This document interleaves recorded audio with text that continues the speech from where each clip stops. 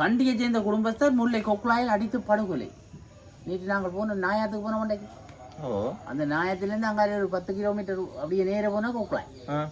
அங்கே ஒரு கண்டியை சேர்ந்த குடும்பஸ்தர் 38 வயது குடும்பஸ்தர் அடித்து கொல்லப்பட்டுக்கிறார். தனி விரோதங்களாக இருக்கலாம், தேவையில்லாத பிரச்சனைகள் எல்லாம். அதுக்காக ஒரு உயிரியடாப்பா யோசிக்கிறேன் அடிச்சு கொள்றதா? இது என்னடாப்பா, எறும்ப கூட யோசிக்கணும் கொள்றது இல்லையே. அடுத்தது தெல்லிப்பளையில் சளிக்கு மேந்தெடுத்த பெண் மரணம். மாதிரி கொழும்புக்கு அனுப்பி வைப்பு.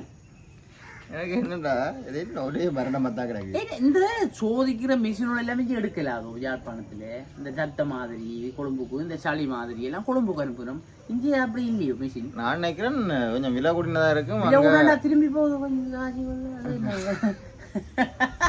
நாங்களும் எங்களை வாகன போட்டு விட்டுவாங்க.